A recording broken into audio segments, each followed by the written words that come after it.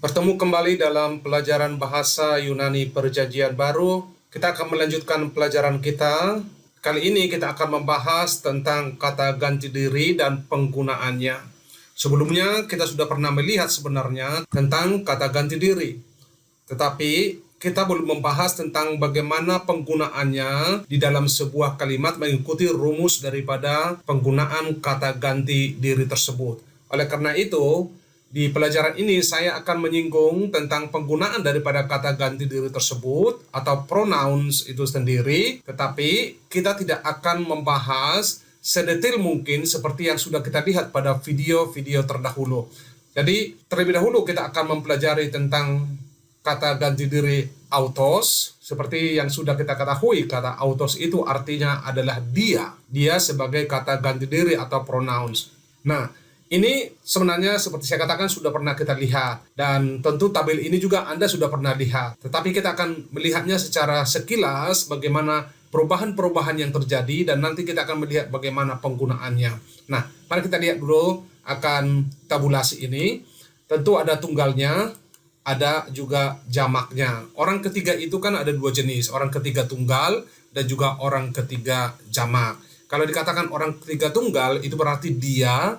Apakah dia laki-laki, apakah dia perempuan, ataukah dia itu, dia atau menunjuk kepada bentuk daripada objek. Nah, di sini tentu ada pembagiannya yang perlu kita lihat di sini. Lihat ini, ada dia sebagai he, ada dia di sini sebagai she, ada dia sebagai it. Nanti di jamak juga tentu ada, yaitu artinya tiga jamak, yaitu mereka. Mereka sebagai laki-laki, mereka sebagai perempuan atau feminin, mereka sebagai hal yang lain atau bentuknya neuter. Mari kita lihat bersama-sama untuk melihat deklensi daripada kata autos ini. Lihat di sini, autos yang artinya tentu sudah kita tahu he. Kalau dia berubah menjadi akusatif menjadi auton. Kalau dia berubah menjadi genitif, auto. Kalau dia datif adalah auto. Dan kalau dia menjadi jamak, autoi, yang artinya akan menjadi they. Kalau dia akusatif, dia akan menjadi autos, menjadi them sebagai objek. Kemudian ada yang namanya auton, of them atau their. Kemudian dalam bentuk datif, dia akan menjadi autois. Nah, ini adalah hal yang sudah kita lihat sebelumnya. Kita ada mengambil beberapa contoh dari Alkitab pada saat itu. Tetapi ada sesuatu yang perlu saya tekankan nanti ketika mempergunakannya dalam sebuah kalimat yang akan kita lihat pada video ini. Mari kita lihat untuk bentuk femininnya. Nah, aute, lihat endingnya perubahan yang akan terjadi artinya she. Kemudian auten, ini auten, her.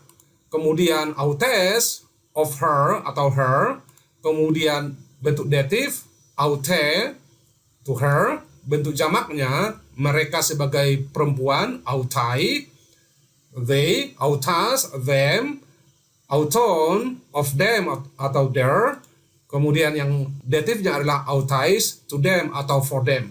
Dalam bentuk neuter, tentunya auto, artinya it. Kemudian auto bentuknya akusatif, artinya it. Kemudian bentuk genitifnya of it atau its, bentuk datifnya adalah to it atau for it. Nah, bentuk jamak juga ada. Lihat di sini auta, they menunjuk kepada benda tertentu yang dikategorikan sebagai jamak. Kemudian auta bentuknya akusatif, kemudian auton bentuknya genitif, dan yang terakhir adalah autois bentuknya sebagai datif, to them atau for them.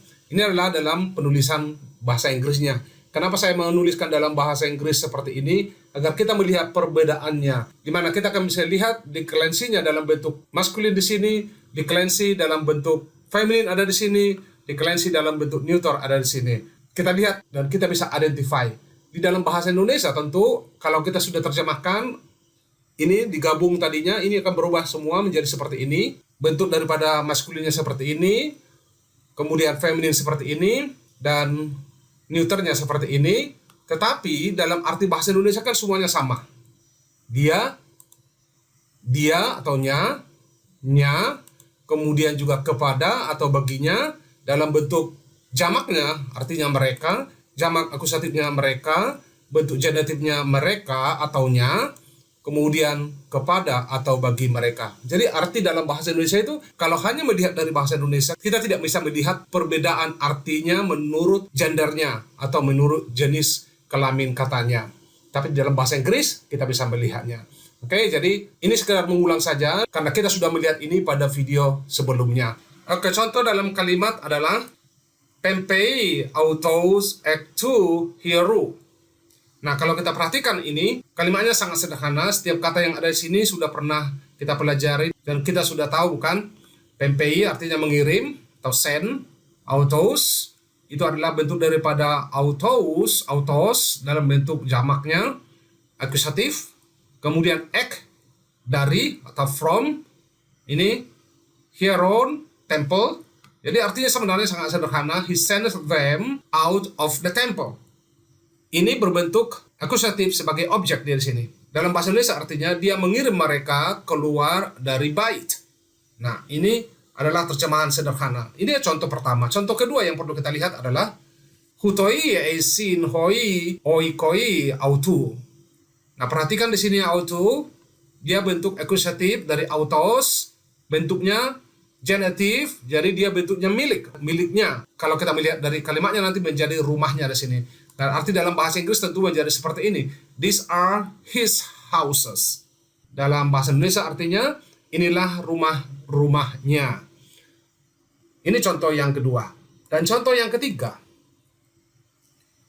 Autos sozei ton laon.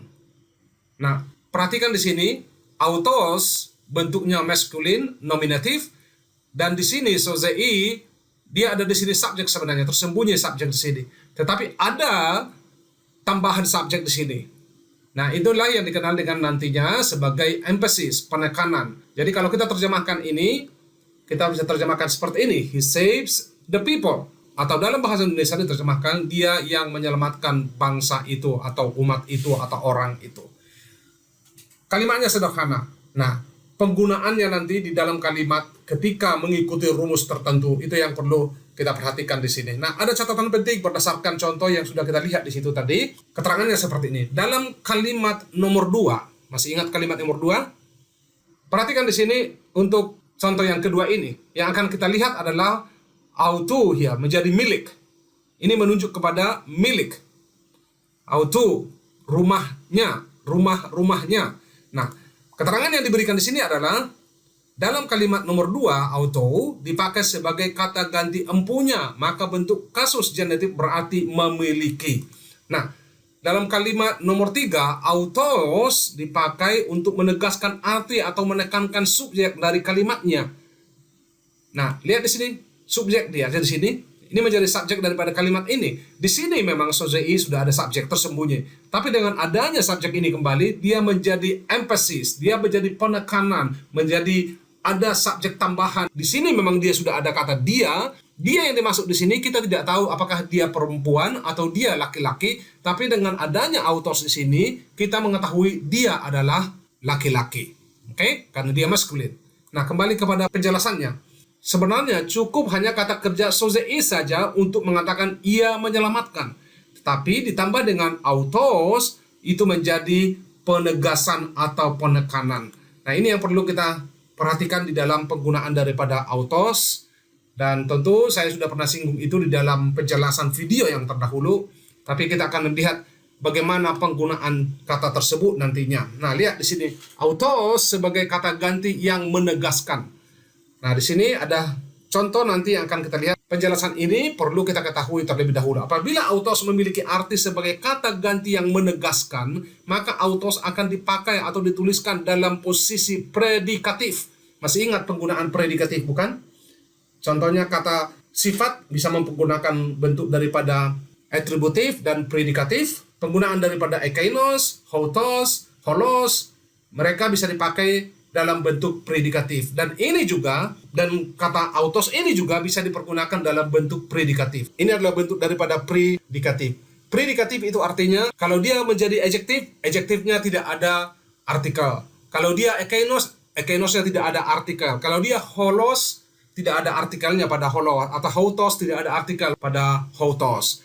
Dan di sini juga autos tidak ada artikel di depannya. Ini yang dikenal sebagai penggunaan predikatif. Nah, ketika suatu kata autos dipakai dalam sebuah kalimat bentuknya seperti ini, autos ho kurios sozei ton laon, atau dalam bentuk yang lain ditulis seperti ini, ho kurios autos sozei ton laon, maka arti yang sesungguhnya itu adalah the Lord Himself saves the people. Ada penambahan himself di sini. Itu adalah penekanan. Dalam bahasa Indonesia tentu artinya seperti ini. Tuhan sendiri menyelamatkan bangsa itu. Nah, ini adalah penggunaan yang sangat khusus daripada autos ketika dipergunakan dalam bentuk predikatif. Saya harap mengerti sampai di sini ya. Nah, mungkin ini contoh yang kedua yang bisa kita lihat dari Alkitab. Diambil penggalan kalimat dari 2 Tesalonika 2 ayat yang ke-16. Ini kalimatnya, autos de ho kurios hemon Yesus Kristus kai theos ho pater hemon. Nah, kalimatnya tidak begitu susah dan semua kata yang ada di sini pasti sudah kita kenal. Hanya saja mungkin hanya kata pater. Pater artinya father, bapa. Tapi dengan mengingat penggunaan yang barusan kita lihat bentuk daripada autos predikatif ini, autos ho kurios. D kita sudah tahu sebelumnya, dia tidak pernah ditulis di bagian awal kalimat, tapi selalu ditulis di bagian yang kedua. Nah, kalau kata D ini bisa diartikan atau bisa diterjemahkan sebagai kata dan atau tetapi terkadang juga dia diterjemahkan sebagai now atau sekarang. Jadi tergantung konteks. Tapi untuk kali ini kita akan tidak begitu pusingkan dulu penggunaan daripada D ini. Kita bisa terjemahkan but atau and. Terserah kita dulu untuk saat ini. Nah, penggunaan autos ini yang perlu kita tekankan. Autos ho kurios. Arti daripada frasa ini di sini berarti the Lord Himself. Penekanannya di sini. The Lord Himself. Karena ada kata hemon di sini, kita belum melihat ini contoh ini penggunaannya di sini. Nanti untuk video selanjutnya kita akan melihat penggunaan daripada hemon. Nah, kata hemon di sini sudah pernah kita lihat bukan? Yang artinya our. Jadi kalau kita terjemahkan ini dalam bahasa Inggris, artinya akan menjadi seperti ini. And our Lord Jesus Himself. Perhatikan ini. Autos, ho, kurios, bentuk daripada maskulin. Kemudian juga dia nominatif. Ini juga nominatif. Ini juga nominatif. Jadi kalimatnya panjang. Jadi kita lihat artinya. And our Lord Jesus Himself. And God our Father. Nah, dalam bahasa Indonesia bisa kita terjemahkan seperti dan Tuhan kita Yesus Kristus sendiri dan Allah Bapa kita. Penggunaannya dalam kalimat. Kenapa ini penting? Karena kalau nanti kita melihat perbandingannya dengan terjemahan-terjemahan Alkitab yang lain, kita akan melihat perbedaannya di mana terkadang mereka tidak terjemahkan kalimat seperti ini atau frasa ini seperti yang sudah kita lihat di sini. Jadi bahkan di dalam Alkitab bahasa Indonesia diterjemahkan satu persatu. Kata autos diterjemahkan menjadi dia dan ho kurios diterjemahkan dengan Tuhan. Jadi mereka terjemahkan menjadi dan dia Tuhan kita Yesus Kristus Allah Bapa kita. Mereka tidak melihat penggunaan daripada autos di sini sebagai frasa daripada autos ho kurios. Tapi mereka terjemahkan secara harfiah satu persatu menurut apa yang tertulis di sini. Jadi kita perlu berhati-hati agar kita mendapatkan pengertian yang benar tentang tata bahasanya. Nah, selanjutnya, contoh yang berikutnya yang akan kita lihat adalah diambil dari 1 Tesalonika 3 ayat yang ke-11. Persis sama sebenarnya konteksnya, aude tetap ada. Kemudian di sini ada kata autos, ho theos kai pater hemon, kai ho kurios hemon Yesus. Perhatikan di sini, ini hanya penggalan kalimat. Yang akan kita lihat hanya ini, autos ho theos. Sudah bisa sekarang kira-kira terjemahkan seperti apa ini? Terjemahan dalam bahasa Inggrisnya seperti ini. And atau now, God Himself, ini autos ho theos, and God Himself, and our Father, and our Lord Jesus. Oke, lihat bahasa Indonesianya tentu seperti ini. Dan Allah sendiri, dan Bapa kita, dan Tuhan kita, Yesus. Inilah terjemahan dalam bahasa Indonesia. Dan Anda bisa berbandingkan dengan apa yang diterjemahkan di dalam Alkitab bahasa Indonesia. Sana Anda akan melihat perbedaannya seperti apa. Nah, contoh yang terakhir yang bisa kita lihat adalah persis sama penggunaannya. Autos de ho kurios tes eirenes Doe, heminten, eirenen, dia, pantos, en panti, tropo. Diambil dari 2 Tesalonika 3 ayat yang ke-16. Nah, dia penggunaannya autos ho kurios. Sini, bagaimana kita terjemahkannya? Lihat bahasa Inggrisnya dulu.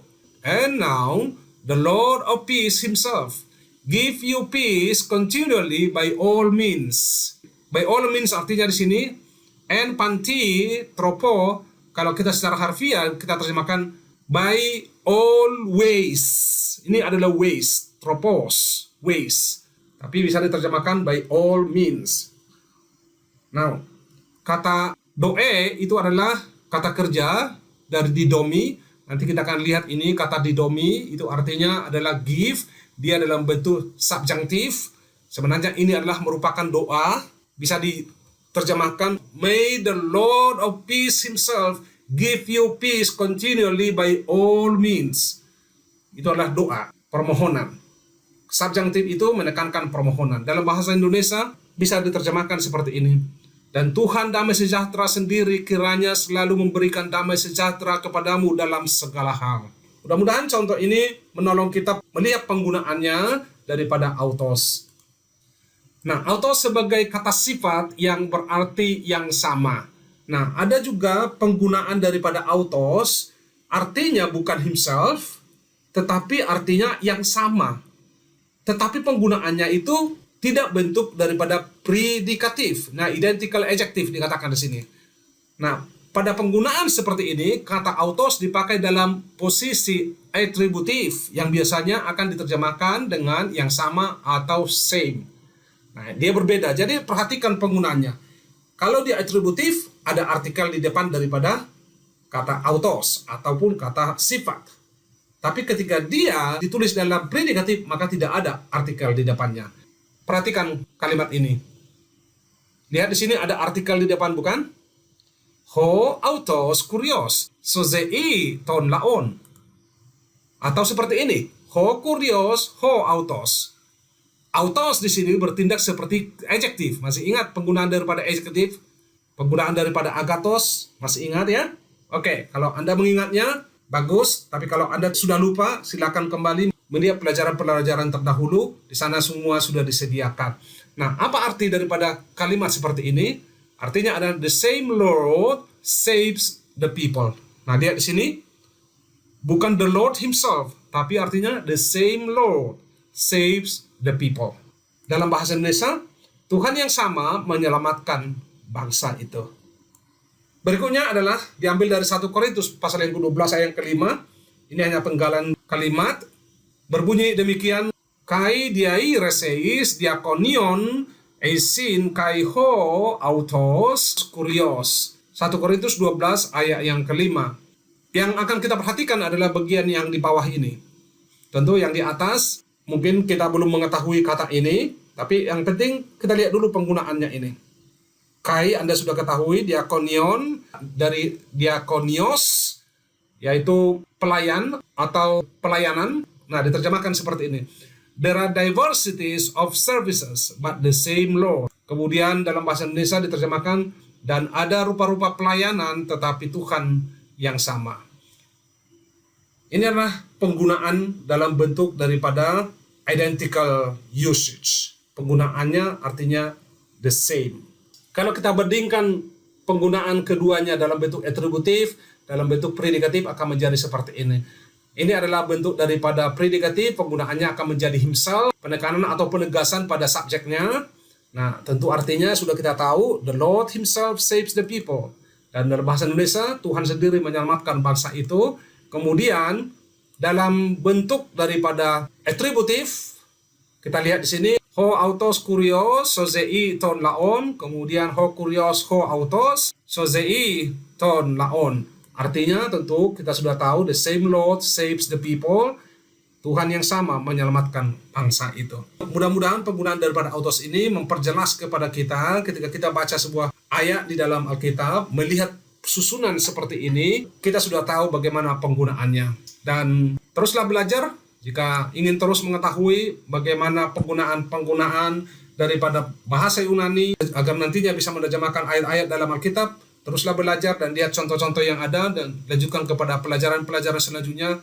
Anda akan semakin diperlengkapi dan Anda akan semakin tahu apa yang harus Anda pelajari dan harus Anda kuasai sehingga Anda menjadi seorang yang mumpuni di dalam menerjemahkan, di dalam mengartikan dan memberikan tafsiran yang terbaik dalam pembelajaran akan firman Tuhan. Sampai jumpa kembali dan kiranya ini menjadi berkat buat Anda. Terima kasih.